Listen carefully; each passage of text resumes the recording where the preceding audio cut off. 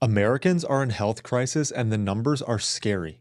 74% of American adults are now overweight or obese. 50% of children are considered overweight or obese. 50% of American adults have prediabetes or type 2 diabetes, and in 1950, only 1% of American adults had type 2 diabetes. Young adult cancers are up 79%. And this year, we are expected to see cancer diagnoses exceed 2 million, the most ever in history. 1 in 5 people in America suffer from some form of mental health disorder and take some form of antidepressant, anti-anxiety, or ADHD medication. We have the highest infant mortality rate amongst high-income countries despite spending 2x more than any other country. Autism rates in children are 1 in 36 nationally, up from 1 in 1,500 25 years ago. Infertility rates are at an all-time high. What is going on? Many of us are sick and suffering, and what makes this even worse is that it's hard to find a doctor that we can trust who can help us navigate through this toxic environment that we are living in. Well, I'm about to introduce you to a doctor who is changing all of that. This is the public debut of Dr. John Grimsley, and in this conversation, we get into what is specifically going wrong in the American healthcare, or better yet, sick care system, including the problems with medical education, the business of medicine, and the influence of big pharma, government, insurance companies, hospitals, and private equity groups on doctors. Also, and very importantly, we talk about the movement going on within the medical industry that you need to be aware of to protect yourself and your family. There are doctors that you can trust, helping their patients remain healthy. And these are doctors that are staying true to their values despite the pressure that they're getting.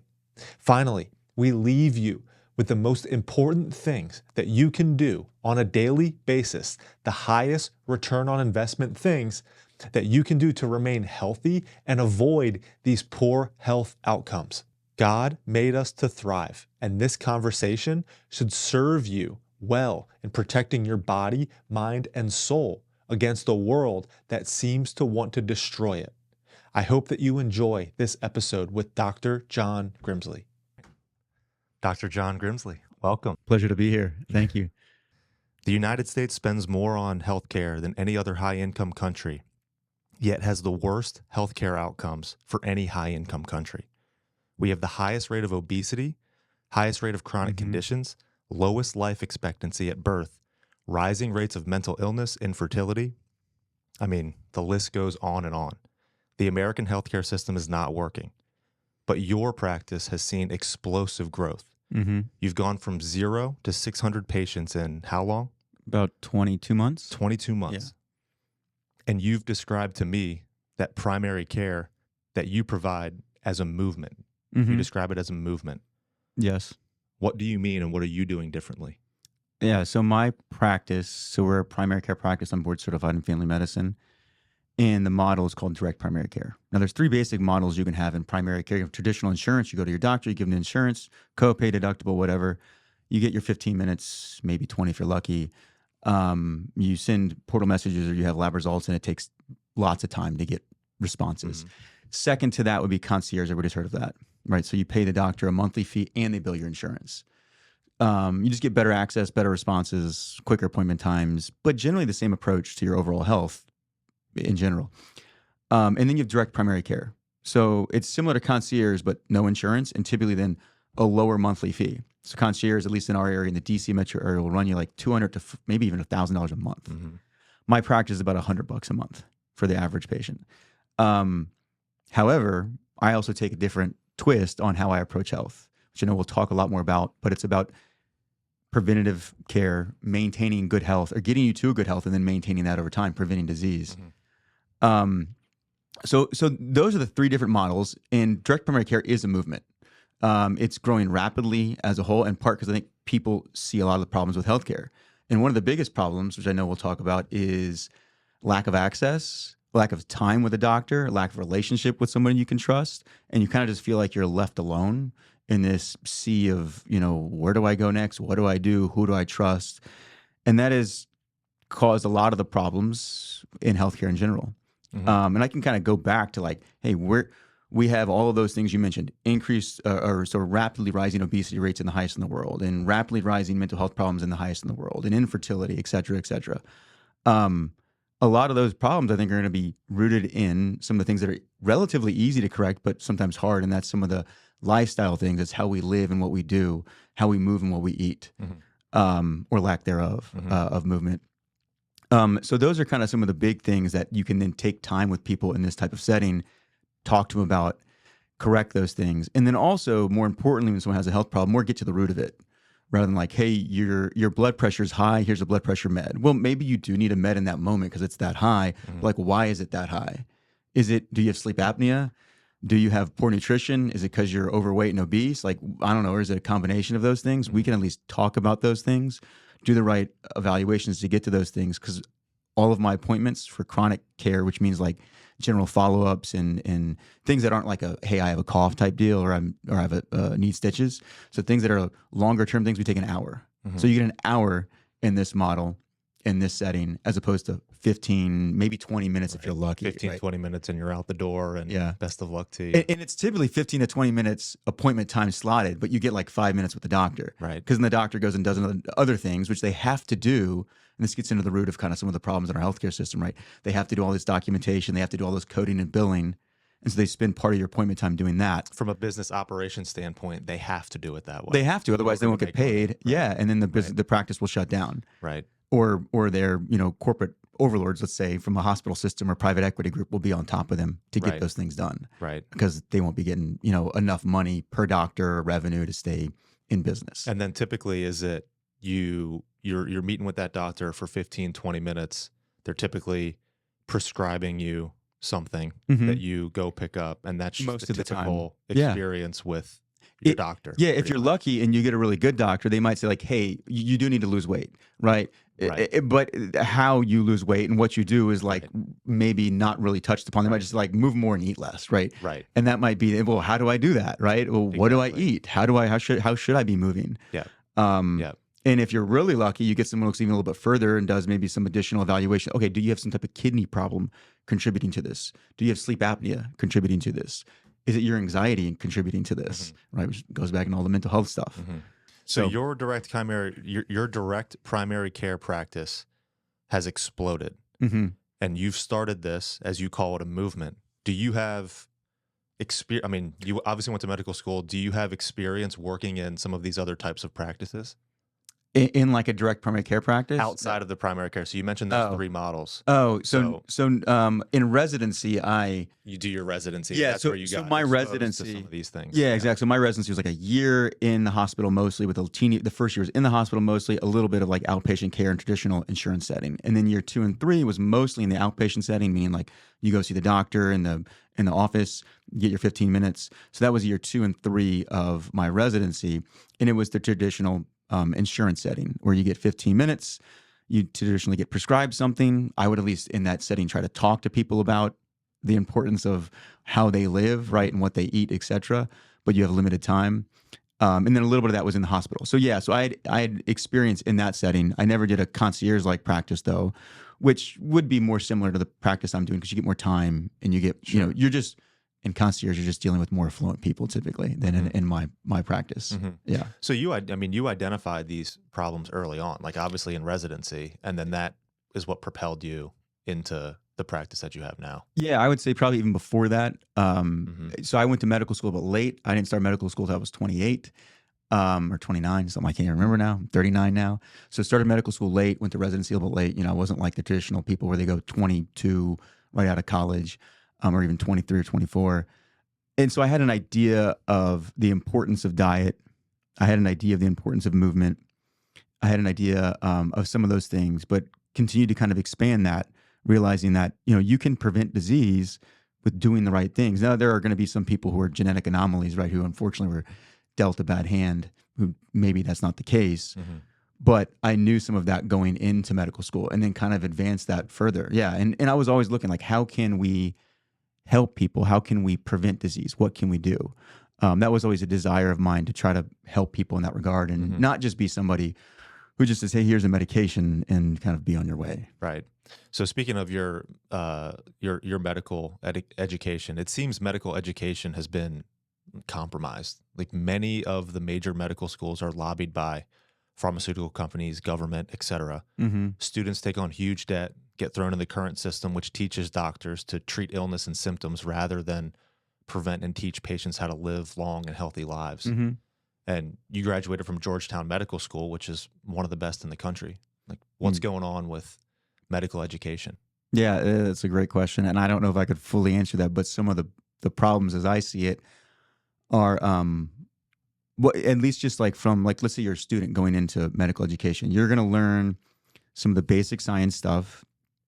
And then you're going to learn generally how you can pharmaceutically kind of intervene on kind of some of those more basic science things, and then when to do that, right? You're also going to learn how to diagnose, and that helps you figure out when to intervene and what to use from a pharmaceutical standpoint. So the question kind of always is like, well, what medication / drug or what surgery could be used to make this this diagnosis we have go away or get better or treat it? So it's the paradigm one that you're taught within. And there's undoubtedly a influence from money standpoint and from a relational standpoint of pharmaceutical companies, device manufacturers, so people who provide devices for surgeries. There's this influence in medical schools that they have. There's also just the basic paradigm that has existed from very early on. That's kind of like you have a problem. Use the blood pressure one again. What do I give you to help that problem? Not what do I teach you how to do, not how do I change your life, not how do we prevent that from the very beginning. So it's the paradigm and the influence of pharmaceutical companies and device manufacturers. And then also the other problem that exists is as you get doctors who go through this system, they, and this is going to be like with any system out there or anything where you have a belief system that surrounds something. You might have some doctors who really want to do good and do well and help people, but because of the buy-in that they have over their career, right? They become more ingrained in kind of saying, well, and they probably don't realize it, but they become more ingrained in saying, we need to kind of keep this as it is because I can't have my whole belief system just destroyed, right? As a result of me now realizing, well, hey, actually, it's not just prescribe and do surgery and kind of be on your way. It's like, how can I help you prevent and or reverse whatever you're dealing with now.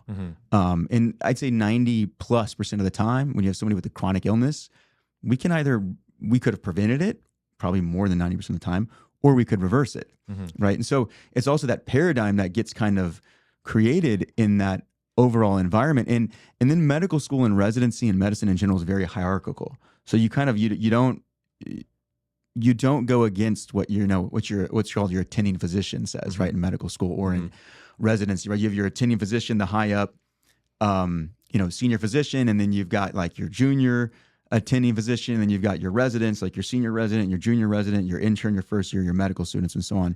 And things flow, downstream. You don't try to correct somebody above you. So that paradigm really persists in that regard in a similar way like you have in the military, right? So all of those things, I think, influence kind of how doctors are trained and educated in such a way that kind of gives you what we have in the traditional medical system.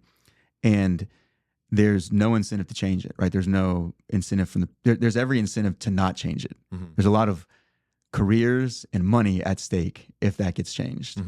So I think that's kind of the influences that you're dealing with, right, in the medical education that's pushing things in this direction. Yeah, I mean, Tucker Carlson just had on Casey and Callie Means, and they were talking about how, I think Casey Means graduated from Stanford Medical, and they're talking about how the president of Stanford's medical school, I mean, obviously one of the top in the country, is a lobbyist or being lobbied by pharmaceutical companies like Big Pharma, Big Food.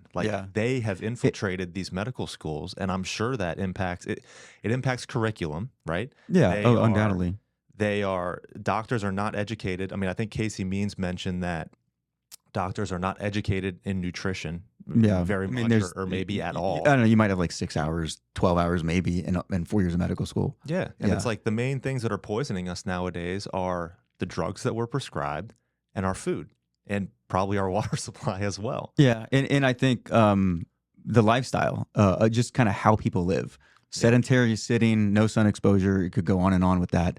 Lack of direct human interaction. COVID really accelerated that. But yes, to your point, there's a big influence amongst faculty, administrative staff, et cetera, in medical schools by these companies that make a ton of money and stand to make more money by influencing them, by building these relationships.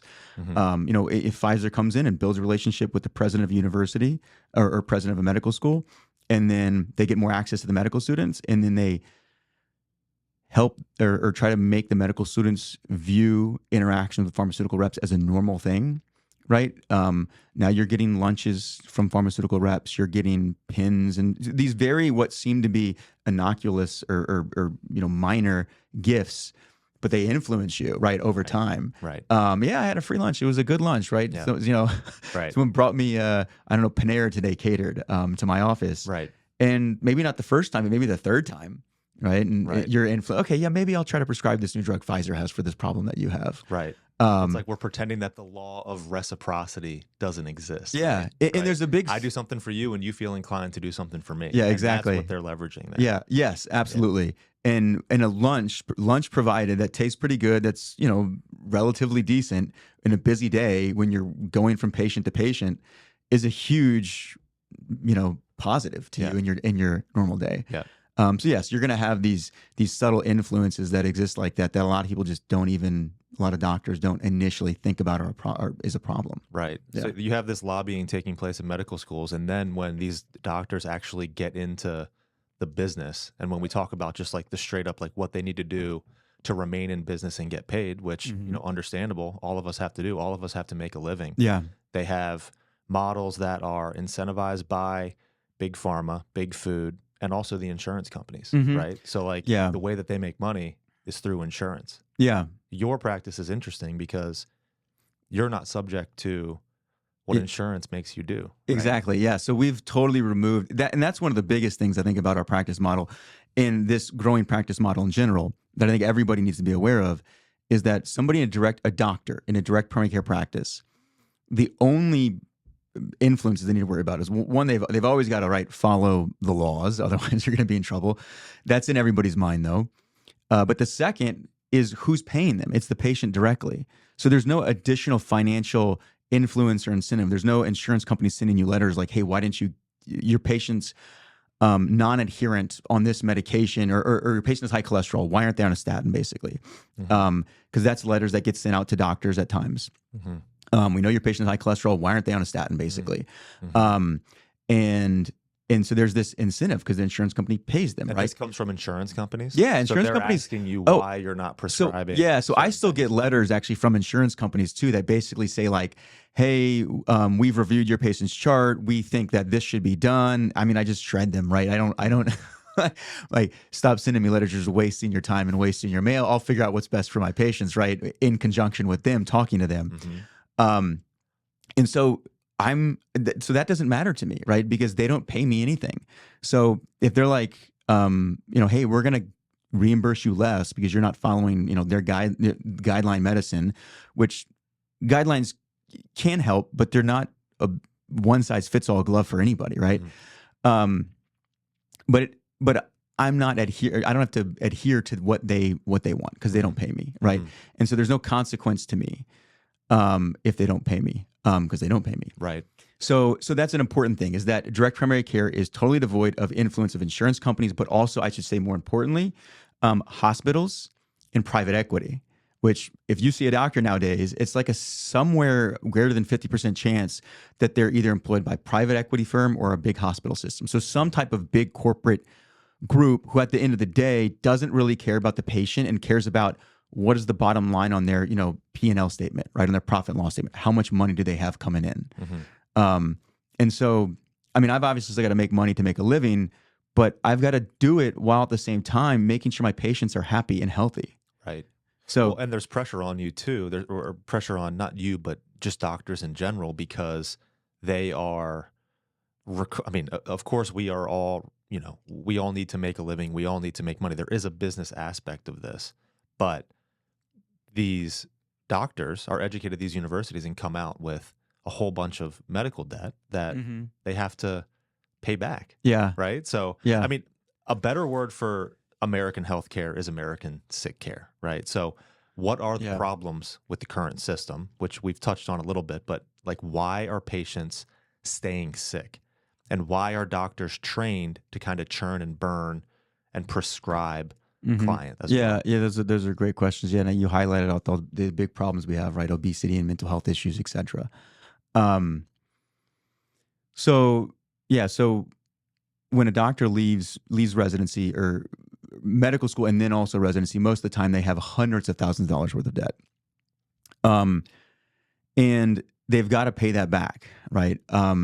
They cannot expunge it like they could some other debt. Yeah, it's like student loans, but on steroids. Yeah, it really is. Yeah, it's medical education's long and it's a lot of debt. Way more expensive than. And you typically defer that while you're in residency because you're typically getting paid somewhere between like $55,000 and like $75,000 a year. Okay, so you get paid a little bit. Yeah, you get paid in residency, but I mean, if you have a kid or two, and if you're in a big city, like I mean, good luck living on $75,000, right? Which is the high end. Maybe you're getting paid up if you're in like your 9th year of postgraduate training, like $80,000. But at any rate, it's not that much.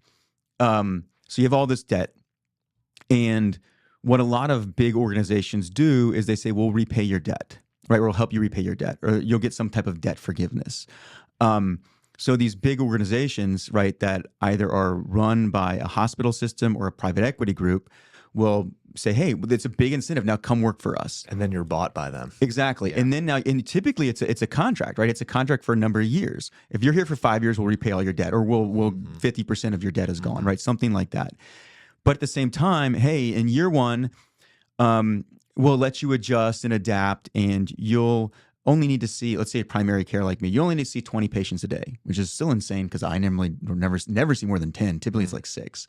So you'll see 20 patients a day. But in year 2 and 3 and beyond, that needs to increase each and every year. And you'll get a productivity bonus if you do it too. So they incentivize you to see more and more people. It's only so many hours in the day, of course, right? You're not working more hours. You're just seeing more people and giving them less time. Right. So it's because of that structure, right, that they have to see people quickly, come up with a decision quickly on what they're going to do. And the thing that they know and they've been trained on, as we've talked about, is, well, you have this diagnosis, I can diagnose, and then I know what to prescribe, or I know what specialist to send you to further prescribe or further work this up or do surgery.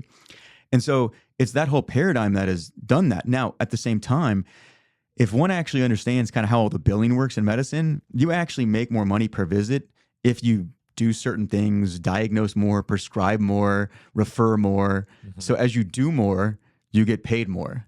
So that's part of the incentive structure then that they have kind of through the private equity or hospital groups, whatever, is, hey, prescribe more, do more, diagnose more, right? And then you're going to get more of a productivity bonus because that organization is going to make more money. And so that's the way it's structured. And then if you go kind of a step further, well, why is it structured that way? Well, insurance does it that way, but why does insurance do it that way? Well, it's because Medicare. Like at the end of the day, this kind of all comes back to the federal government. And Medicare basically says, like, the more you do for somebody, the more we'll pay you, right? Or the more you do to somebody, the more we'll pay you. And so everything kind of is downstream from Medicare in some respect. Maybe not everything, but at least kind of how the payment structure works. And so you've got to see more people to get paid more. You've got to do more and prescribe more. And then you can live a comfortable life. You do that for 5 to 10 years. You've got your student loans paid off. Now you make a good amount of money. You're establishing your career. Now who's going to go rock the boat? And that's what I meant with kind of that culture I was talking about earlier with, that's why medical education and medicine is like this, because people get ingrained in it. And it's like, well, why am I going to go rock the boat now? I make $250, $300, $350, $400K a year. I have a nice house. I have a high expensive living, right? I have a big mortgage that costs me $7,000 a year. I got a car payment. I got kids in school. There's no incentive to change that. Right. And you have, and what happens there is that you have situations like, I mean, a great example of that is COVID, where you had, maybe people that were questioning what was going on, medical, people with, that had, significant, like, medical degrees, people that were very accomplished within the medical field, they weren't saying what they believed to be the truth because it's almost like they have a muzzle on their mouth because of this system. Yeah, there's a lot of fear. You saw it. I mean, people got canceled. Like the medical licenses got revoked. There's a lot of fear. Yeah, when you go against the medical establishment, there definitely is a lot of fear. And this kind of goes to how like medicine moves very slowly as far as like changes go. So oftentimes you have your early adapters, right, in anything. And the early adapters in medicine oftentimes are crucified, right? Like Dave Asprey. Maybe in some regards, yeah. As far as maybe like some benefits of the low carb component, maybe. In other regards, not quite as much. But no, there's definitely people who get crucified, right? Who are early adopters and things, and who want to try something that's a little more outside the box. And oftentimes you need to try things that are outside the box to really kind of move the ball forward. Innovate. Yeah, to innovate. But that should always be done in medicine with some of conformed consent, right? If somebody wants to try like a medication off label or try some type of other thing, supplement or lifestyle change, it should just be like, the doctor should either say, I don't know anything about it, or they should be like, well, I do know something about it, and this is the benefits, potential benefits, this is a potential risk, and like we should make a change if this, that, the other happens. Yeah. But again, some of the biggest forms of innovation that you see, especially nowadays, are what people are doing with diets to solve all of these medical issues that they're experiencing, right? Like ketogenic diet, carnivore diet, etc. There's definitely fasting. some people. Yeah, there's definitely some clear, I'd say, some people who had some amazing benefits when it comes to either fasting or eating a carnivore diet. Exactly how sustainable that is forever, I don't know. I don't think anyone really knows. But I've seen it in some of my patients. I've seen people who have Hashimoto's thyroiditis, which is an autoimmune disease of the thyroid. They have antibodies against their thyroid. They have some degree of symptoms maybe, but it's not that bad. And they don't want to take medication. And I understand why they don't want to. And they want to try some dietary things. And some of them have done a carnivore diet. And I've seen those numbers go down over time, right? Those thyroid antibodies, right? Higher is worse, lower is better. I've seen those numbers go down over time. And I've seen their symptoms then improve as well. So I mean, yes, this exists out there and it happens, and I've seen it. But if you go out and you try to like speak out in favor of it and use kind of your position as a medical doctor, you might be in some trouble with like your local medical board, your state medical board, or your whoever board certifies you. For me, that's American Board of Family Medicine, right? You might get in trouble, and so there's a lot of it's just so crazy to me that you have these solutions that are low cost, and maybe because it's low cost, that's the problem, and it interferes with this money making machine. Right? Yeah, you have big food that creates these foods that are highly addictive that keep people buying, but that keep us sick. Right? You have these pharmaceutical companies that then who are in bed with big food and big government. So like there's policies being passed, there's food being made, and there's drugs being made to be able to treat us to be able to treat our symptoms and our sicknesses that we're getting from the environment and what we're putting into our mouths. Yeah. It's just it's a massive money making machine, and if you are bought and paid for by it, and for a lot of doctors, I mean, that's innocently enough. I mean, I guess to some extent, because they take on a lot of debt and they have to make money within this profession, right? So I have some empathy there for doctors, but it's a hard situation to be in, but ultimately the victims are the patients. At the end of the day, at the end of the day, they are, exactly. Yeah. It's the people who are patients, it's kids. Those are the real victims at the end of the day. But yeah, as you mentioned, there's some sympathy for the doctors, because, if you think about it, if you spent 4 years in college, 4 years in medical school, 3 years at a minimum residency, maybe even upwards of 9, depending on what you're doing, and then you go out and you recommend something to a patient, or you go on a public forum and you recommend doing something that is not like necessarily within a guideline, maybe doesn't have like a big study to support it.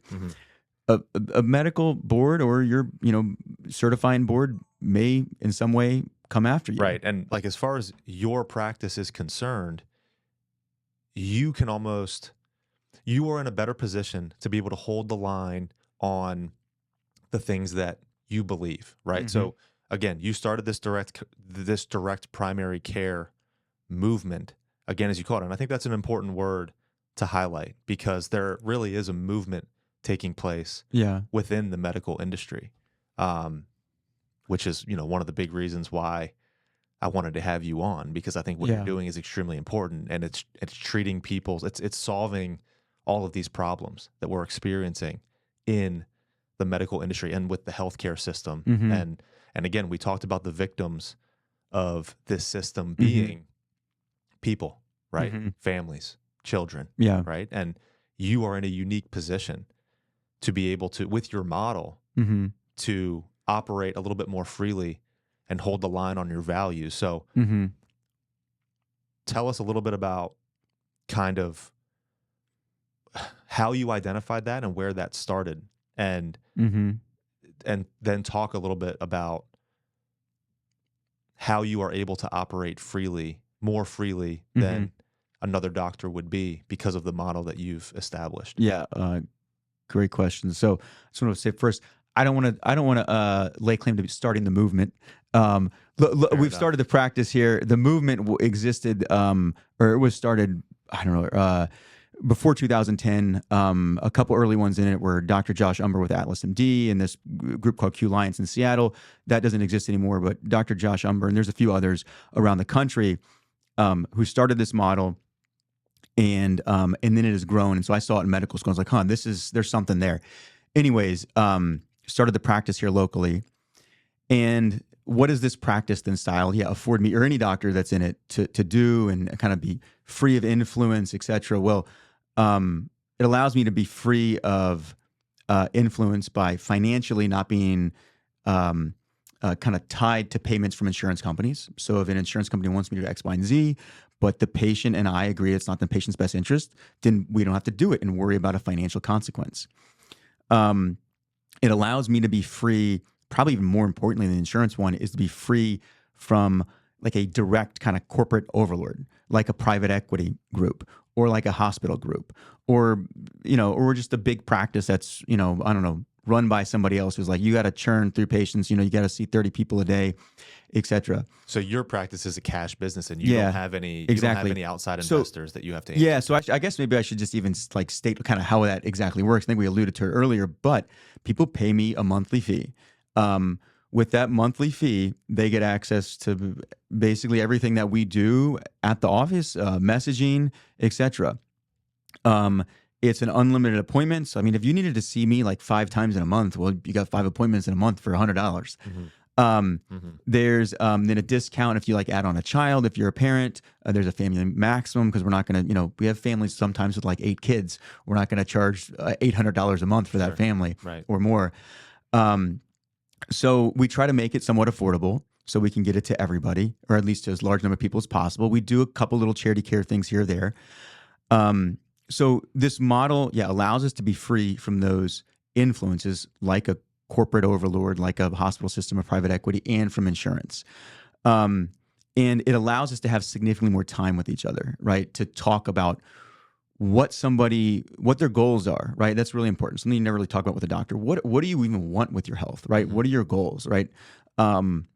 Second, like, how do you live? What do you do? What do you eat? How do you sleep, et cetera? How do you move? I don't know, what supplements do you take? Because that could, maybe you're taking too many. Maybe there's a couple you could benefit from. Go through all of your medical history, your family history in detail. Really know the person inside and out. And so that way you can make appropriate, good decisions and recommendations for them. So that's kind of like the practice model. Now, the other thing that people get with our practice, and this kind of goes into other problems with the healthcare system, with this transparency and cost, is they get access to our prices that we have with LabCorp. So let me give you an example of this. So a comprehensive metabolic panel, through us, when we bill LabCorp and then we pass that bill on to the patient, basically it's about $4.30. If you go to an insurance-based doctor and they use your insurance to run the labs, that comprehensive metabolic panel will probably be around $100. So it's a massive delta. And if you actually have a good insurance and your insurance says, we'll pay 90% of everything and you do it 10%. Now if that comprehensive metabolic panel is $100, you owe 10% of that, you owe $10. When if you'd have just had a good cash pay price like you'd have access to through us, you'd have saved $6. And that adds up as we add more labs. An example is I had a patient come in with her lab bill because she chose to use insurance. And we can bill insurance or we can ask LabCorp to bill your insurance if somebody wants. Came in with this bill, $2,000 for everything that was on there. They had pretty decent insurance, but they had $400 they had to pay left over, right? So their insurance covered like 85% of it. I was like, well, had we done the cash pay version, that would have been about $120. So when my wife and we had our youngest, so at that point we were doing a health share, which maybe we can touch on a little bit, and we did cash pay at the hospital, and we saw the original bill of what it would have been to insurance. So we saw what the hospital billed insurance, and I think it was maybe like $30,000 or something like that. Yeah, cash pay, $5,000. Yeah. I mean, this is one of the crazy things, in the healthcare world is when you just basically don't invoke your insurance and you say, I want to pay cash, the total price will be significantly less. Well, I mean, when we talk about the United States spends more on healthcare than any other high-income country. We're obviously not getting the results. But when you see those differences in what you have to pay an insurance company versus what cash pay is, like that delta, the fact that it's so large obviously indicates that there is major waste, like major overspending, you know, like we talk about America being in debt. Like we spend trillions of dollars on the healthcare system, which doesn't work. Like, what are we doing? So how we got here is like completely crazy. And there's a lot of laws that have been passed over time, right, that have kind of created this complete opaque, non-transparent healthcare system as far as cost goes. And that's one of the things direct primary care tries to change is say, hey, here's your price, right? All your prices up front, right? Here's everything for you up front, right? You know what you're spending, you know what you're going to get, you know all of that. The important thing I think people should understand is most people do have health insurance and they get it through their employer. And oftentimes they have to pay some component out of their paycheck, bi-weekly or what have you. But what they should understand is that when you agree to be a part of some health insurance, contract, that's basically what you're doing, is you're agreeing to say, like, when I use you, Blue Cross Blue Shield, I'm going to get your prices that you now have negotiated with whoever it is that I'm receiving care from or getting a service from. And you don't have a clue what those are. And oftentimes if you call your insurance company, they're not going to have a clue either. They're not going to be able to get anybody on the phone that can tell you. Because it's all of these secretive contracts that have been negotiated like behind closed doors that set the prices that you're going to get when you invoke your insurance. When you go cash, though, you can go around and you can ask all these places, what's your cost for this? What's your cost for that? What's your cost for that? And it's almost like shopping for a car or something of that sort. Now, obviously, this changes when you're like in emergency care, you need emergency surgery, different story. But most of healthcare is actually not done through emergencies, right? It's mostly done in what we call the outpatient setting, getting an MRI, getting lab work, seeing your regular primary care doctor, now seeing your cardiologist, whatever it may be. And in those environments, you can look and say, like, well, what am I getting and what is the cost? And if people did that, or were at least incentivized to do that, because now they're disincentivized to do it, but if they were incentivized to do it, cardiologists or primary care doctors who would charge an arm and a leg would be like, no one's coming to see me. I got to drop my prices, right? It's like if you try to sell a Toyota 4Runner for $300,000, and like, I'm not buying that from you, right? Why would I buy a $300,000 Toyota 4Runner? Right. I'm going to go buy the $50,000 one over here. Right. So the lack of the price kind of sensitivity creates these prices kind of creep up over time because they can. And a lot of the structure of it incentivizes this price creep. And then you end up like, most people then end up looking at their insurance company and saying, they're charging me an arm and a leg every month. I'm like, yeah, but then the contracts are horrible. And that's why they're charging you so much because, they're trying to make 10, 20% and the hospital's making them pay, an arm and a leg for whatever it is you're getting. But at the end of the day, you're still getting screwed. So yeah, the insurance company is the problem, the hospital system is the problems, but the structure of it's really the problem. Right. And ultimately the victims are, again, the patients, people, their children. And so your movement and the movement that we're seeing within the medical community is one that has become patient focused. Patients' health has become the priority. Right. So not treating people's sickness, but finding a way for that patient to get healthy. So Yeah. it's a true care, it's a true love of the individual person. Yeah. And I So want to, where does that, what drives that? What Yeah, drives that yeah, for yeah, you? yeah, What's driving yeah. that within the movement? what drives it? That's a great question. I think at the end of the day, actually, before I get to that, I'm going to say there's two separate movements that I see it here, actually. And I think my group's part of both, Okay. which is one, the transparency and improving healthcare from that respect, but also two, better, healthy living to prevent and reverse disease, right? I think those are two separate things going on, but when you combine them in the way we have, I think it's very powerful. So where does that come from? Where does the desire to do this come from?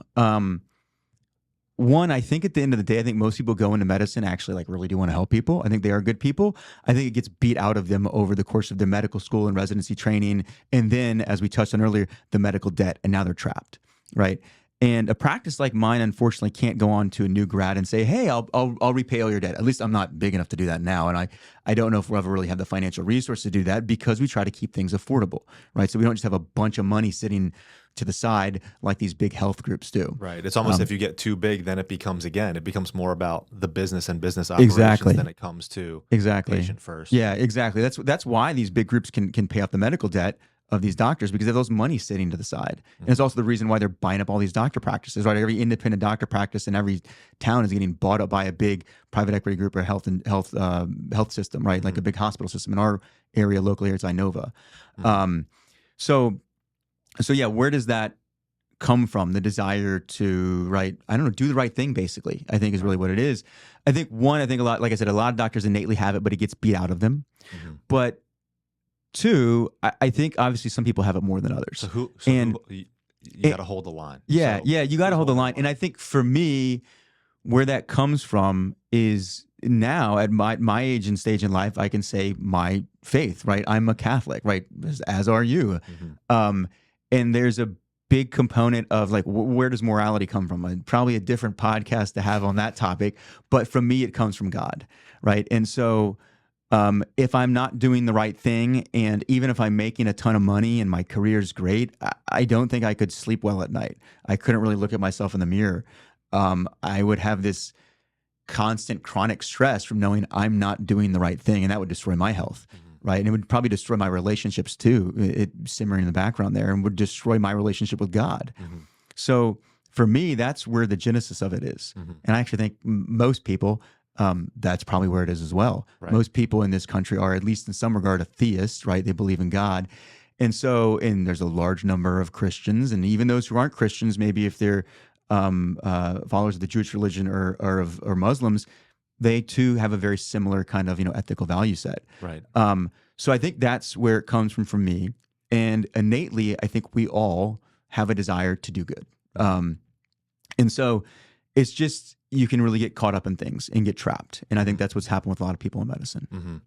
Yeah. That's interesting that you say that. I mean, I talk a lot, and my listeners know this about proper alignment or right alignment in one's life. And, it's the proper vertical alignment, which is alignment towards God. And you talk about like a term that's very common within the United States is one nation under God. And that's so important because when an individual, when a business, when an organization, institution, government, monarch, whatever it may be, if the alignment is right and you are under God, right? And that's the case. It's a universal truth. It's the case from the smallest all the way up to the largest, as far as us people are concerned. And it's that proper vertical alignment. God first. If you get that right, the horizontal, so the living of your life, everything that you do takes care of itself. You bear the fruit that you were made to bear, right? So it seems like, and again, like it's almost like the proof that it's right is your explosive growth. Like your explosive growth, you're going against the grain of the medical industry and you're thriving, right? Yeah. Which, again, proper vertical alignment, God first, results in human thriving across the board. I completely agree. And I think actually this really, like, you made me think about something I've never thought about medicine or healthcare like this before, health in general, but there's also in the medical system a proper alignment. And that proper alignment should actually be patient first, right? doctor second, everything else third, right? The corporation is after the doctor, right? It's patient, doctor, corporation, whatever else. And it's completely flipped in traditional healthcare. It's corporation first, healthcare system, private equity group, whatever. And then, I don't know. And then it's basically like doctor and patient way down, kind of like fighting in some way, right? Kind of for what's left over, so to speak. Yeah. So proper alignment's important. Yeah, and I'm a very strong proponent of small business. And again, like us, and the reason that small businesses have very little room for error when it comes to not putting their customers first, right? If you don't put your customers first as a small business, you'll go out of business pretty quick. Quick. So there's a built-in accountability there. Whereas the bigger and bigger you get, the further and further away you get from your customer, your patient, right? And then that's where things turn into bureaucracy, and that's where corruption creeps in. And then oftentimes the only reason you're doing well is because, well, in healthcare, you have great contracts with insurance companies, and so you get paid really well. Right. And you just are known because you're all over the place. And the money's coming in regardless of how you treat your patients. Yeah, exactly. And people feel like they're stuck and they got to go see you. And then you become a big integrated health system with all these doctors in the same system. And somebody says, well, I got to have my primary care with, the big local health system because my cardiologist and my surgeon are also there. And so they think they can communicate better, but there's never better communication within the same health system. It doesn't work like that. The best communication is when one doctor has the time to pick up the phone and call another doctor on the phone and talk. Right. And even when they're in the same system, that often doesn't happen. It happens when you have enough time and desire and you care enough. Right. Yeah. Well, I want to talk about that. I want to talk about that human thriving. And I want to talk about how, your business is thriving. And it's because of the alignment of your values and you operating under God. You're accountable to God, not the state, not insurance companies, not big pharma, and so on. So I've talked a lot before on my channel, but our group of conservative Catholics, and I think this is the case for many conservative religious, and you touched on that with conservative Jew, conservative Muslim, etc. But speaking specifically about Catholic, because that's what we know, there's a growing and thriving movement wherein we are skeptical of traditional medicine and the guidelines that we're given, whether it be food, water, or drugs that we put into our bodies. And what we see within the conservative Catholic community and our churches are thriving families, fertility, significantly lower rates of poor health outcomes compared to the rest of the country. However, it's almost like we have to stay quiet about it for reasons that we've touched on here. And why is it harder for you to practice medicine as a Catholic and hold the line on your values? Yeah, I think in my current setting, it's not. I think if I was employed by a big organization, it absolutely would be. And there's many reasons why we could get into. There's things that Catholics that are done in big health systems that Catholics just does not fit with their values at all, right? And if you're Catholic, you know exactly what I'm talking about. But in my setting, we can practice in a way and basically, because we also have a contract with patients, and a patient signs a contract and says, yes, I understand I'm getting these things, and this is what I get with paying you a monthly fee. And in that contract, it says, hey, we don't do certain things. We don't prescribe certain things, right? Just flat out. I don't prescribe birth control, etc. And have you had any situations where that has cost you from a business standpoint? Great question. So maybe it hasn't truly cost me from a business standpoint, but there was somebody who wanted to join our practice, and then they read the patient agreement and got upset that it had said that we don't prescribe birth control, and wanted to make sure everybody was aware of this, and so left us a bad review. And we said, we're in total agreement. Everybody should be aware of this. Is exactly why it's on our website. So, I don't know if that really cost, I don't know, it cost us one patient, but, it was a patient that probably would not have stayed for very long, right? And what we're looking to do, and this kind of goes to some of the question you just asked as it relates to Catholic values and everything. What we're looking to do in our practice, not just help people and help people live better, but build relationships with people, right? And build trust. And I think one of the reasons that Catholics have a hard time finding good care in the traditional setting of medicine, same reason why the other, religious groups have a hard time. They understand the importance of a relationship, right? They have a relationship with God. They have relationships with their family members, their friends, their community, and they understand the importance of this. It's impossible to build a relationship with a doctor in the traditional setting, or I mean, very close to impossible, because you get 15 minutes. There's big barriers between you and your doctor. Good luck getting your doctor on the phone, right? I talk to people on the phone all the time. Good luck getting a portal message response, within 24 hours. So it's very hard to build that relationship and therefore have trust. Beyond that, no doctor, or very few doctors in traditional setting talk about the importance of the things that we've been discussing. Moving the right way and a lot. Eating whole foods, right? Don't eat processed foods. I mean, that's a very simple thing to do. It's maybe hard to execute in our day and setting, but it's simple. Sleep good, kind of some of these basic things that I think.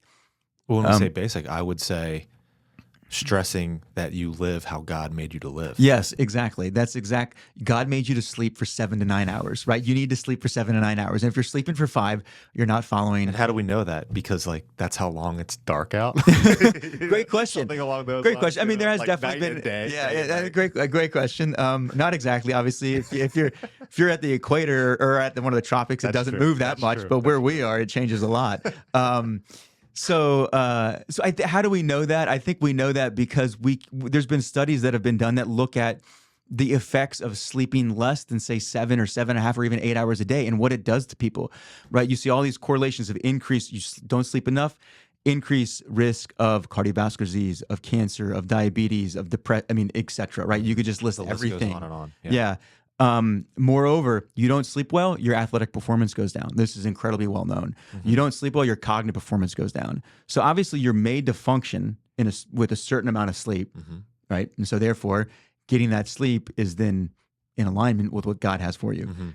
We're made to move. We're made to eat real, whole, natural foods. We're not made to be injecting ourselves with all of these, intaking all of these, we call it fake food, you call it artificial food, drugs, etc., which are just wreaking havoc, for the most part on our bodies. It's not the way they were made to live. Yeah, I mean, I think processed food is probably one of the biggest things that have I think in my opinion, the 3 biggest things are lack of movement, lack of appropriate being outside, so being indoors way too much, so no sunlight exposure, and eating processed foods. Now we could extend that probably to lack of good relationships, which kind of flows into the spiritual side of things as well, because the whole spiritual thing is a relational thing, right, between one and God, and then downstream from that, the proper alignment, you and everybody else in your life on the physical world here. So, I mean, those things are simple, but in today's modern world, difficult actually to do and to execute, because everywhere you turn, you've got processed food that looks good and tastes good, that turns on that dopamine signaling. Yeah. You've got phones that it's addictive to scroll on your social media, removing you from actual in-person interactions with your family and friends, right? It's easier to stay inside. You were encouraged to stay inside, right, a few years ago, right? Stay inside. Don't go outside. Don't get sunlight. Don't exercise, right? Don't see people. Yeah, don't see people. Don't interact with people that you love. Right? Yeah. Lock yourself in a dark closet and eat processed food. Right. It's insane. So we don't, the FDA, the CDC, all of these organizations that are supposed to look out for health don't even recommend the most important things for us to do to stay healthy and to prevent disease or reverse disease. Before we came on, you were telling me a pretty shocking story about when you were, working for a pharmaceutical company? Or? Yeah, so it didn't. I don't think this one ever made it to the public, but this was just kind of behind the scenes, early stages kind of stuff. I work for Human Genome Sciences, which doesn't exist anymore. I was working on a drug in the oncology division that is an anti-cancer drug, and I would do experiments in a lab with cells in what's called a tissue culture, like classically known as a petri dish, and with animals.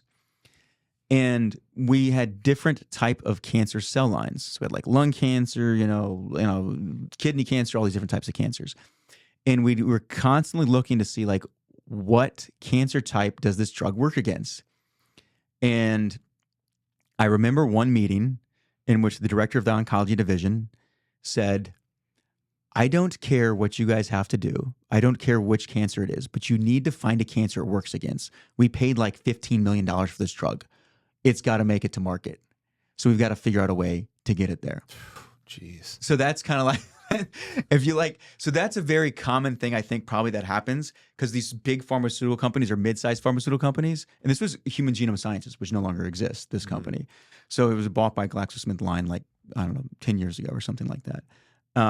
But that's probably a very common thing that happens. Mid-sized and bigger pharmaceutical companies will buy drugs from smaller companies based on data they have and then try to replicate that data and then bring it to market, right? Or figure out like what does it work against, do clinical trials in humans, and then get it to market to make money.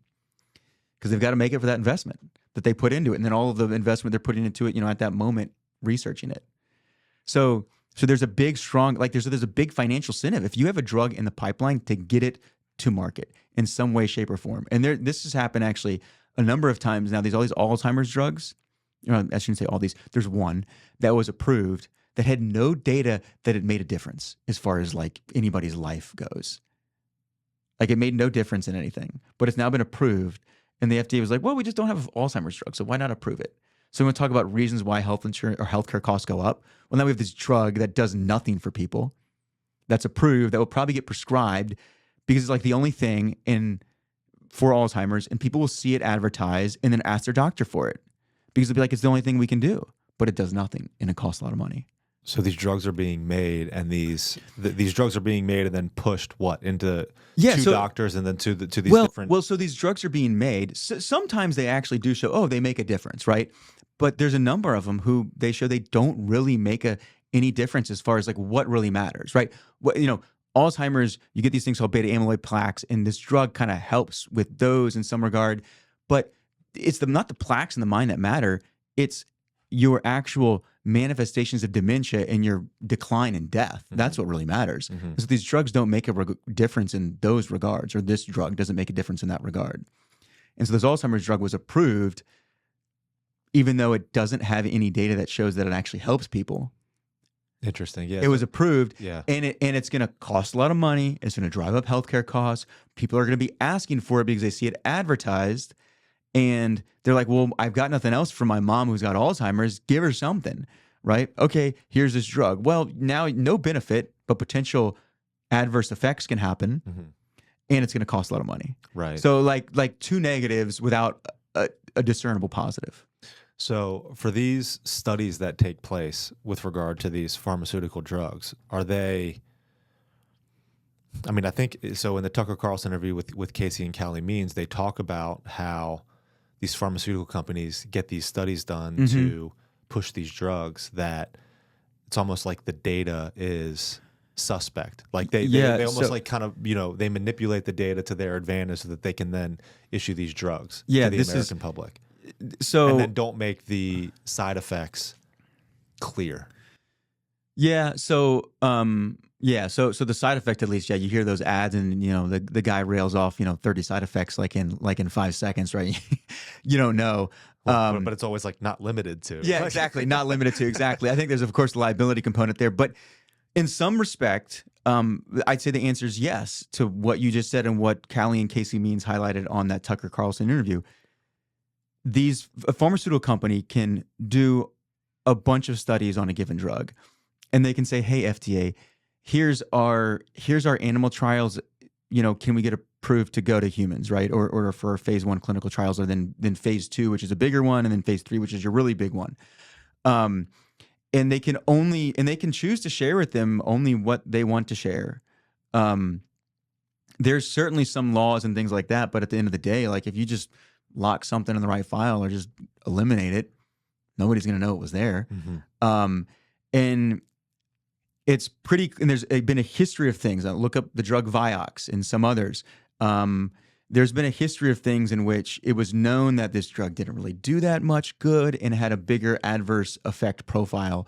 And so in other words, like the downside was greater than the upside. But yet the FDA approved it. And whether or not the FDA even had the full picture, I don't know. Say with Vioxx, for example, But there's also an incentive within the FDA, because if you look at the FDA and the CDC, there's a lot of back and forth between who works high up at the FDA and the CDC and who's on like the board and, the chief medical officer for these big pharmaceutical companies. So there's a lot of this crossover, this, revolving door thing, as it's called, between regulatory agencies like those and then these big companies. So even if maybe they get all the data, there's still an incentive to say, well, let's get this approved, right? My buddies work there, right? I still have stock there. I'm going to get a job there in 2 years from now, once we get this, as a consultant, getting paid $1 million a year.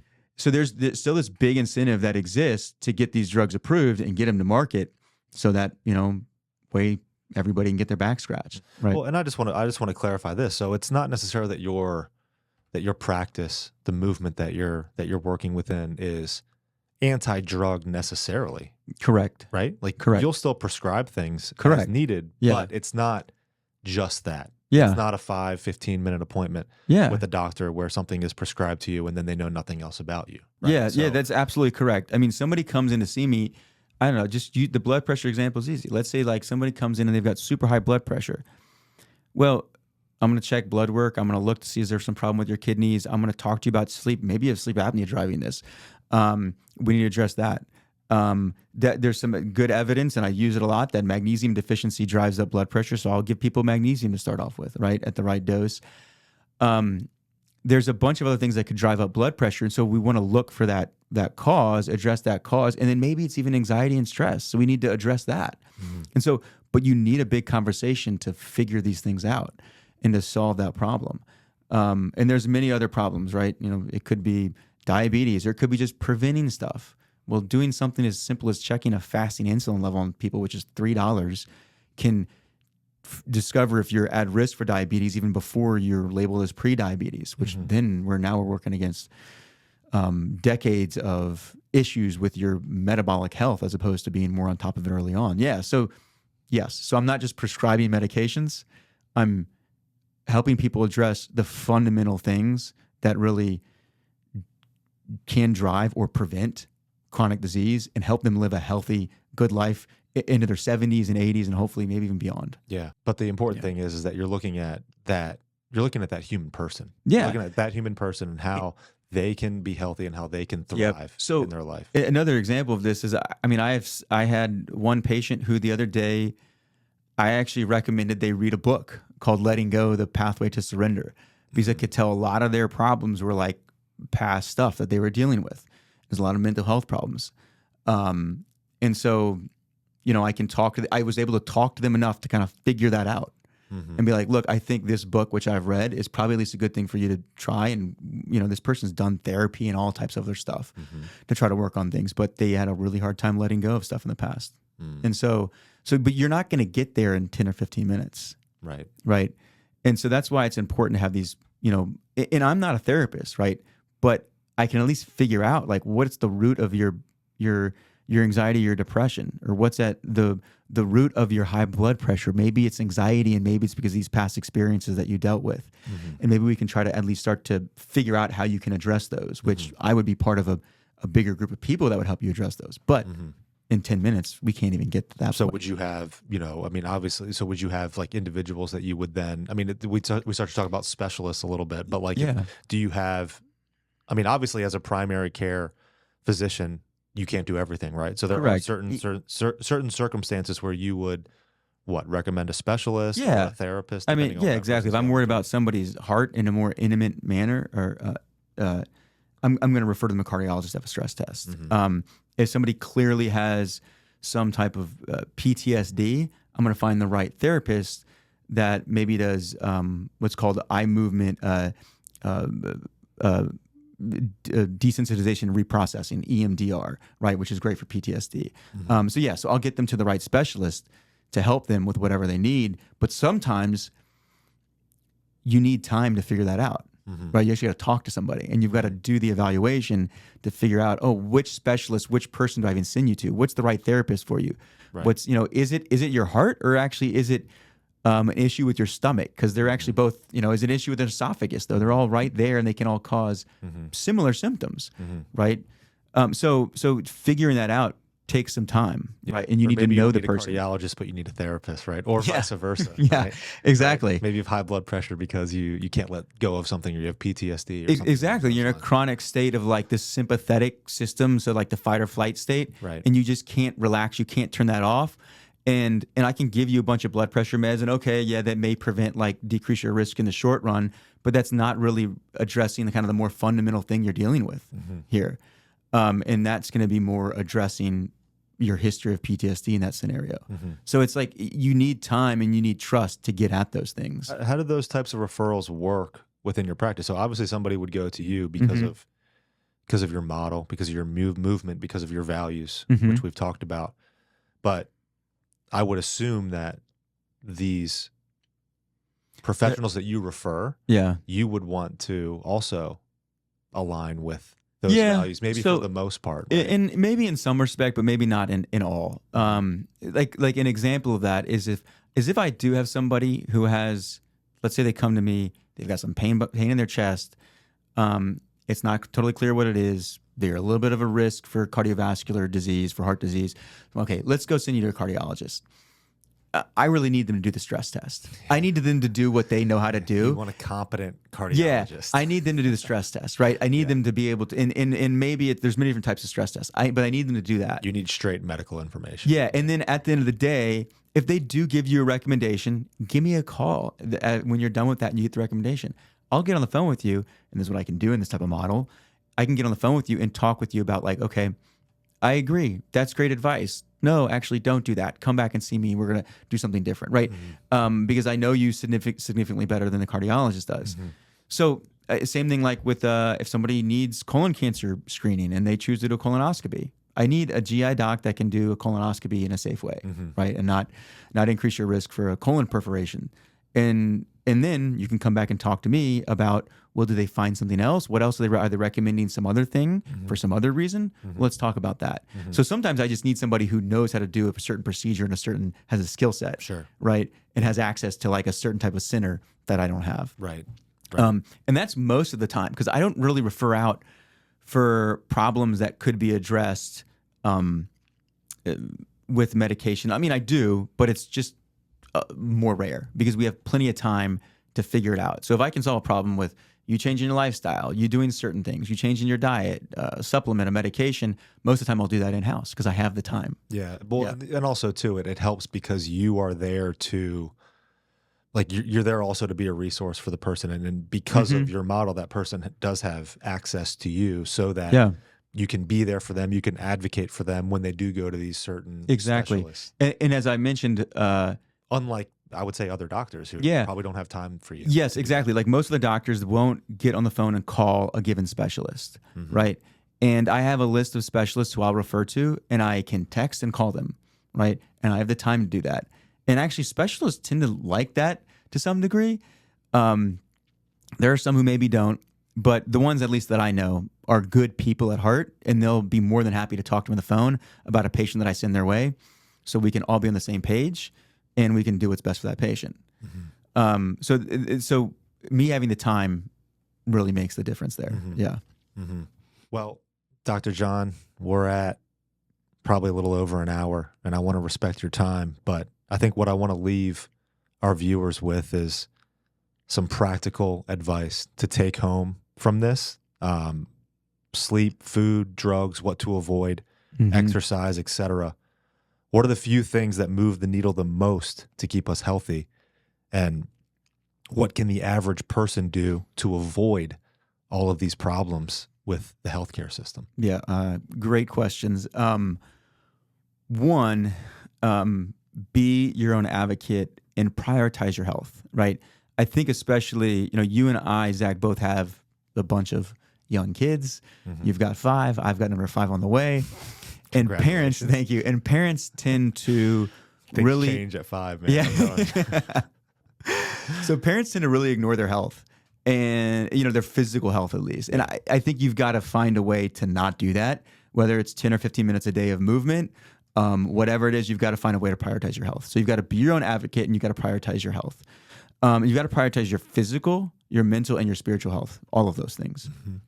But what exactly does that mean then? What do you need to do? What are those inputs that move the needle? Yes. That are going to give you the highest ROI? So one I'd say is sleep, and this is not in a particular order.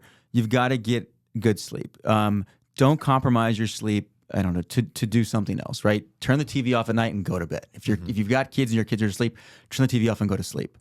There's a stat that it's like individuals that go to bed early or go to bed on time and basically don't stay up into the night, the metrics for like health outcomes, crime outcomes, like significantly reduce. Yeah. Like cause of death, like it significantly reduces because many people die at night from, we call it drug overdose, alcohol poisoning, etc. And there's it's a major driver. It's a protector of you almost to just get to bed on time. Yeah. Right? Oh, I mean, going to bed on time is just such it's such an easy thing to do. And a lot of people will stay up late and they'll be like, I need some me time, right? I've been dealing with my kids all day, or I've been dealing with work all day. And so I need some me time. What I'll tell you, a lot of times they're maybe consuming some alcohol right before that sleep, too, or food, looking at a screen, or food, which are all sugary ice which are cream, all detrimental to sleep, right? Yes, those are all the screen, the alcohol, and the sugary food, or any food for that matter, actually more specifically sugary food, are all going to make your sleep worse. Yep. So you get 7-8 hours. That 7-8 hours can be less restorative than if you avoided all those things before bedtime. Mm-hmm. So if we're looking at like practical advice, like what would your advice be on how long to not be on a device, not eat in order to get at least decent sleep? That's great. Yeah. So let's get more granular here. So the thing that I actually recommend to a lot of patients when leading up to bedtime, try not to eat within like 3 hours of bedtime. Okay. Try not to eat within 3 hours of bedtime. Best amount of alcohol, I'd say, is none. Try to avoid screens. In a minimum of an hour leading up to bedtime. Okay. If you're going to be using screens, at least have like the warm kind of amber tone on your cell phone or whatever else. You obviously can't really do it on TV, so just turn the TV off. You don't need it.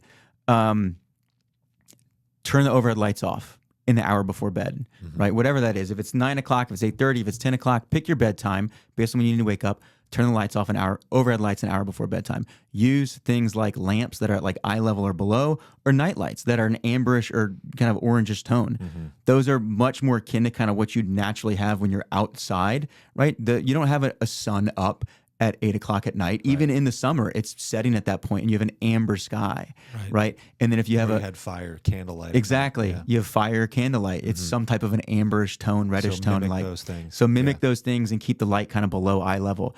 That will help you release your own natural melatonin. Get in bed. Don't lay in bed for too long. Make sure it's cool. 68 degrees appears to be the most ideal spot for most people, give or take a couple of degrees. And then try not to do anything too active or stimulating in the hour leading up to bed, right? Do something like read something boring, or or prayer. All of those things. And there's more, but that's a great start. And you're ahead of 95% of people if you do those things. Okay. So no food within 3 hours of bedtime. Get off bright light, blue light, and no alcohol before bedtime. Stay away from alcohol. Yeah. Get to bed on time.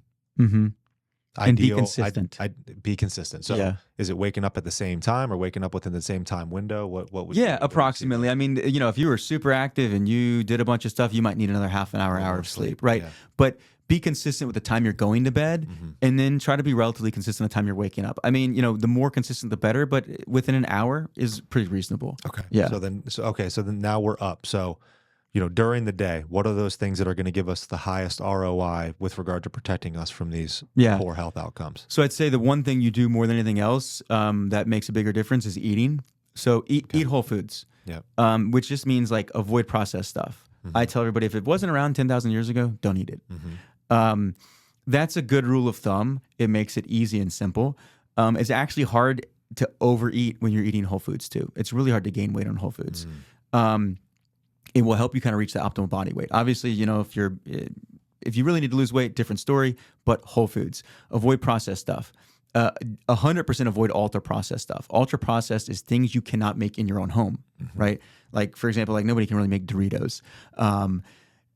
processed foods. My wife just threw out all of the Doritos in our house. Oh, good. After the Casey and Callie Means episode, she threw them all Oh, away. good. Okay, that's Anything great. with artificial coloring, she just Nice. threw in the Okay, trash. good. Yeah, exactly. Like, I mean, there's some evidence that all those artificial coloring things are not good for you, and it's Well, not like, surprising, right? She's like, we're poisoning our kids. Like, Yeah. what are we doing here? Yeah. Like, Yeah.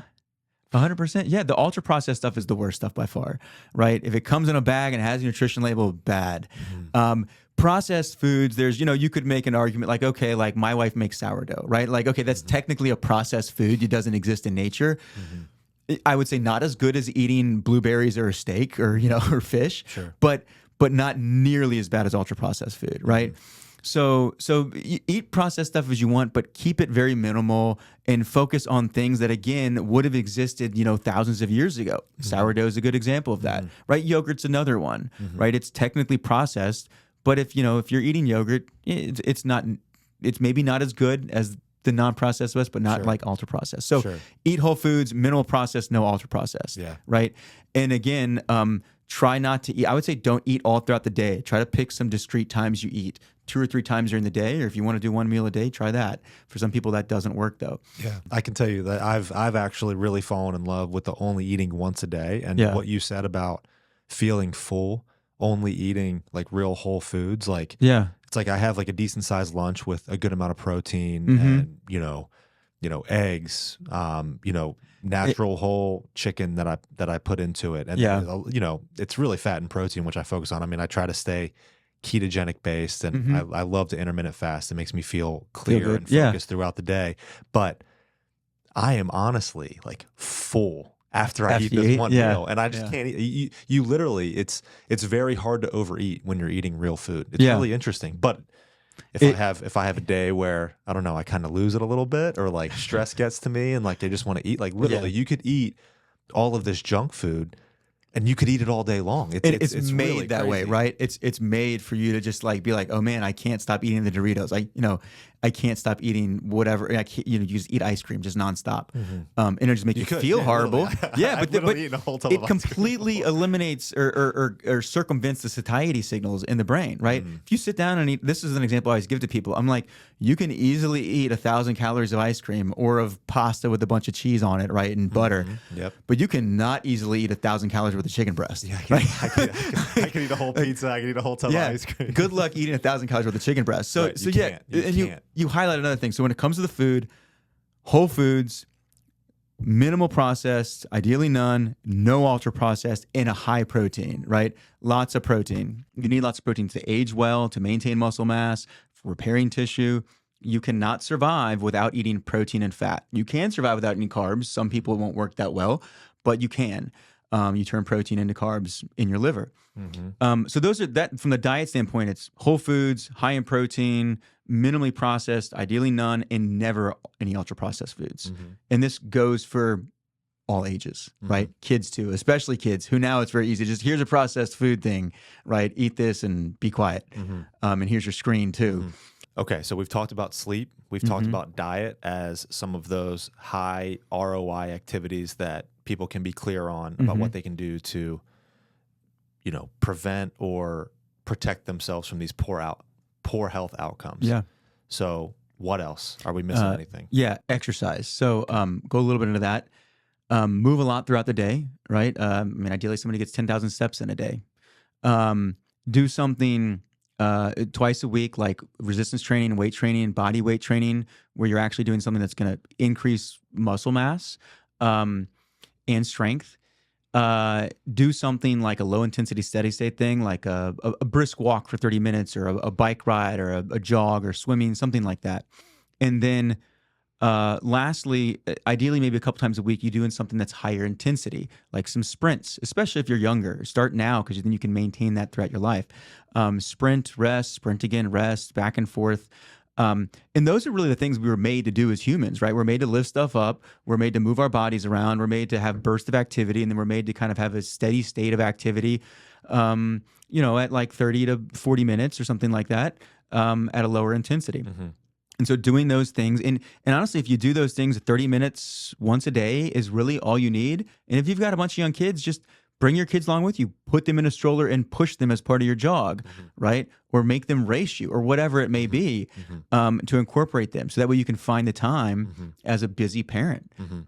So exercise is really important in moving. And another thing I should kind of throw in that fits in with that is spend time outside, right? So try to do as much as you can if you're in a good climate and the weather's good outside. Like walking and running outside. Exactly. Yeah, and do your sprints outside. If you've got weights outside or you're doing body weight exercises, calisthenics, what have you, do them outside. Get a little bit of sun exposure. Obviously, you don't want to be out in the middle of summer at like 12 o'clock with no sunscreen on. I'd say don't do that. You're going to get burnt. But get some sun exposure in the morning or in the evening. There's a lot of good benefits to sun exposure. A lot of data coming out now that's very beneficial. So spending time outside. And then I can move on to the next one, which I think is it kind of all encompassing, which is like spiritual, relational, and stress management, right? If you're not Catholic, Christian, or one of the three major theistic religions, at least do some meditation, right? To clear your mind, right? Stop thinking about all the things you've got to get done during the day. Work on relaxation, and if you are mindfulness, exactly. And if you are spiritual, pray. Right? Increase or build on your relationship with God. And then typically those things will help you in your daily relationships with people. And you need to maintain those relationships. There's actually a lot of evidence that one of the most important things for living to be in old age and be healthy is not necessarily, eating the best, but it's actually relationships, and it's frequent movement. There's been studies that have shown that like these relationships and lots of good movement is really important to living to old age and being healthy. And then those things will help with stress management, right? The mindfulness, the prayer, the relationships, things like that. Focusing on what really matters in your life, which is your relationship with your family and your friends and God, etc. And not focusing so much on how somebody looks compared to you on Instagram or whatever else it may be, right? Those things are distractions and false gods. So those are the things that each individual can do. And then I think I've also mentioned advocacy. You got to advocate for yourself. You've got to really push your doctor to do things maybe that they might not want to do that you feels like a good thing, or you at least got to push to have that conversation. And then even more important, I'd say, than your own advocacy is finding a doctor that you can trust and will advocate for you. So it's got to be somebody that has some time, got to be somebody you can build a relationship with. And the direct primary care model specifically allows for that, right? That's exactly what every doctor who opened up direct primary care practice wants, somebody who's going to be with them long-term so they can have that relationship. It makes it easier for the doctor and for the patient. So that's super duper important, because then you can also have somebody who understands the health system and how it works and guide you to the right place. There's a lot of people who go to the emergency room or urgent care for their care and then end up going to specialist and not really getting any answers because no one's really there to kind of synthesize it and put it all together for them or to direct them the right way, like a good primary care doctor should. And then the final thing I'd say that is super important is considering what you have for care beyond primary care, or how you're going to pay for care beyond that, how you have access to that. A lot of people think of health insurance when they think of that, right? And as I mentioned earlier, you have a contract between you and your health insurance, and then your health insurance is a contract with everybody else who you might receive care from, who's, quote, in network, and you have no idea what those contracts say or have in them. So you really have no idea exactly what's going to get covered, to what extent, and you're typically paying an arm and a leg, unless you're lucky and your employer pays for everything. But that's typically not the case. So I'm a small business owner, as are you. I decided I'm not going to have health insurance for my family because it's $1,500 a month, and then it's a $12,000 deductible. So I'm paying $45,000 before I get anything paid for. Right. Absurd. So I use a health share called Sedera, and I have personal experience with it. They seem great. They've done a great job. Hospitalization and surgery for one of my kids. Interactions were great. Things were paid for as they were in the arrangement that we had. There's other health shares out there. Yeah, we're on a health share as well. Yeah. And there's others out there. The thing I tell everybody is, it is less regulated than insurance and everything, which maybe there's some good in that, maybe some bad, but just, do your own research, know what you're getting into, what you're signing up for, but you're typically going to save money. And this is especially true if you're healthy. You're typically going to save money using a health share versus traditional health insurance. And the other thing a health share does is it kind of puts you a little bit more in control, because you always tell everybody your cash pay. And so you know what the prices are, and you kind of tend to know what you're going to get. It's not this some opaque wall you can't see behind. Right. So it typically empowers you a little bit in that regard. So just be aware of it. Now, I mean, if you've got, other medical problems, maybe traditional health insurance is better for you considering how you're getting it. But for a large number of people, health shares might actually be a better route. Well, and it seems like, I mean, so at least from what I understand about health share, at least the one that we're in, it's Christian health share. So in order to even be in it, you have to live your faith. Like you have to commit to certain values. Like again, like they're not covering birth control. They're not covering things like abortion. So you have to commit to a certain lifestyle. So I mean, it's almost like if you're a practicing Catholic Christian, I mean, I'm sure again, Jewish, Muslim, etc. You have to ascribe to a certain value system. You have to be vertically aligned to God in order to be. It seems like a part of the. I'm not sure if there's others. There may be. I'm not sure. But it seems like with these health shares, the way that they keep these costs down is they find these individuals who are committed to values, but also committed to health as well. And that's a way for them to keep costs down. And I think one, what you just outlined, the certain values that they have. That's absolutely true. Most of them have those values. And so the advantage for you then joining them as a Catholic or a Christian or a Muslim or a Jew is that you know that your dollars are going to a company who's then not going to pay for gender reassignment surgery or an abortion or anything of that sort. So you can feel comfortable where your money's going, one. Two, the cost thing I think is there's a number of different ways they do it. I mean, one, they're not paying for some of those ridiculous things that gender reassignment surgery is super expensive and it's a big money maker for some of these surgeons and health groups. But there's other things too. In other ways, they control costs. One is typically going to be administrative burden. Two, they're all like typically nonprofits. Make sure yours at least is. So there's no like retained earnings, right? If you look at United Healthcare's stock price, it's gone up like tenfold since Obamacare was passed, right? They're making lots of money. Shocker. Right. So they are nonprofits typically, at least make sure one is, if you're going to sign up for it, I would recommend that. And then they also don't have these predetermined contracts with big hospital systems.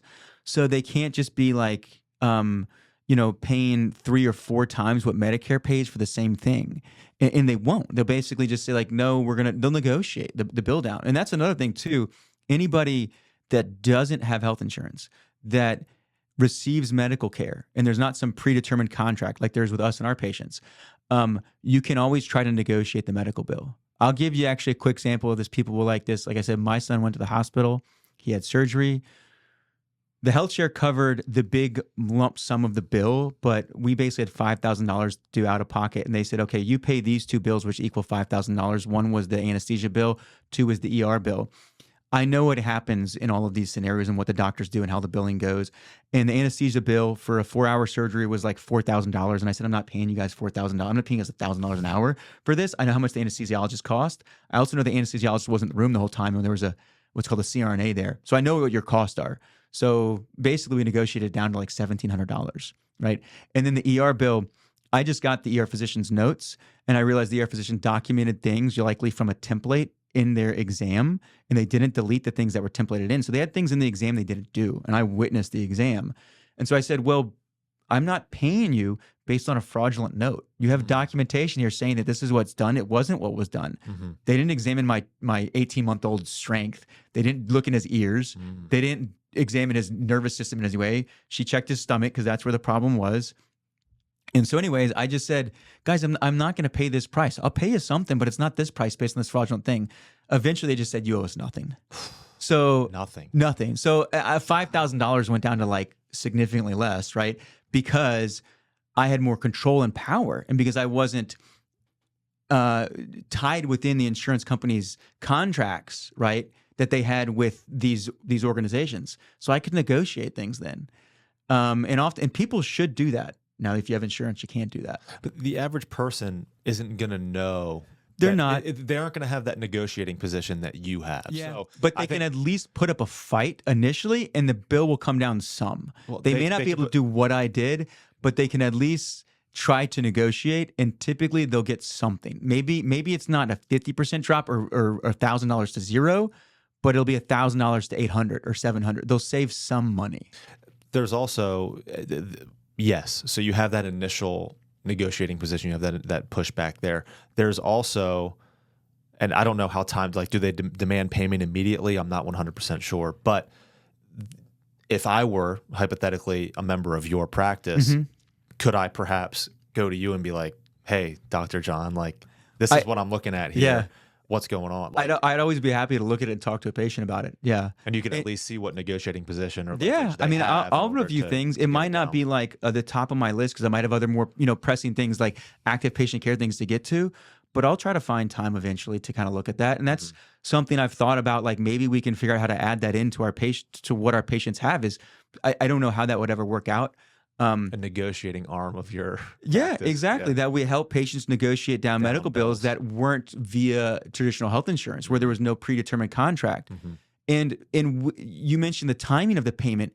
There is no specific timing really that's set because you don't have a predetermined contract that says like you're going to pay me at time of service or you're going to pay me within a month. Okay. They just send you a bill and expect you to pay it, and there's nothing that's been determined. Yeah. No contractual obligation. Yeah. Nothing like that. And this is the part of the medical system's problem is that there's so much in medical debt amongst patients, right? That is causing bankruptcy, leading cause of well-known. bankruptcy. Yeah, bankruptcy is medical debt, right?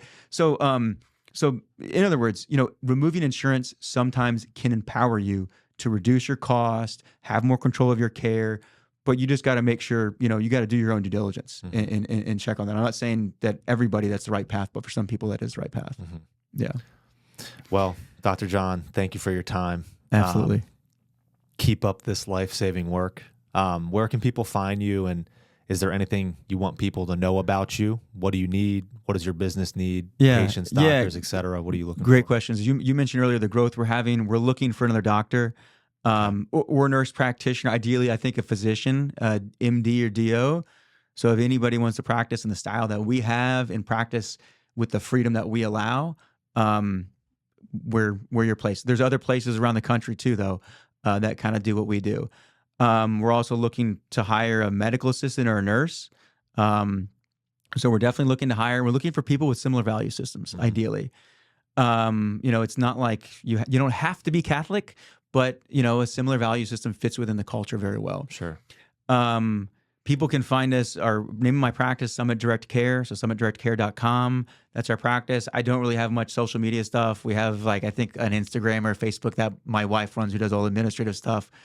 But another thing that people should look into if they're interested in direct primary care in general, there's something called the DPC Mapper. If you just type that into Google, it pulls up like every single direct primary care practice in the country, and you can find one close to you if it's a type of care you're looking for. If you want a relationship with a doctor, it's a great option. Okay. And it pairs very well with the health share, as I was talking about earlier.